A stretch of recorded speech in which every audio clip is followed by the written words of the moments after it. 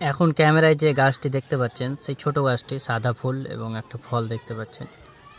এটা হচ্ছে কোরআনে উল্লেখ করা সেই বিখ্যাত কালো জিরা, যার অনেক ওষুধি গুণ রয়েছে।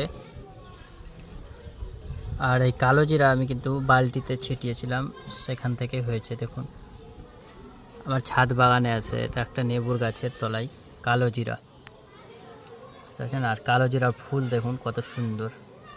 আর এটা সেই ফলও হয়েছে কালো জিরা। ছাদের উপরে কালো জিরার চাষ দেখুন কি পরিমাণ হয়েছে একটা বালতিতে, আর এখানেও হয়েছে। তো এটা সেই কালো জিরা। কালো জিরার উপকার অনেক আছে, আপনারা অবশ্যই জানেন। আর না জানলে ইউটিউবে বড় লং ভিডিও আছে, সেখানে কালো জিরা সম্বন্ধে বিস্তারিত বলা আছে, আপনারা দেখে নেবেন। তো কালো জিরার গাছ যারা প্রথম দেখছেন একটা লাইক করবেন, বুঝতে পারছেন? তো ছাদ বাগানে এটা একটা বালতিতে লাগানো আছে, ওটা দেখতে দিই।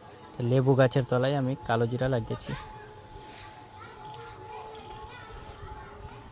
এটা হচ্ছে কালো জিরা ছাদ বাগান।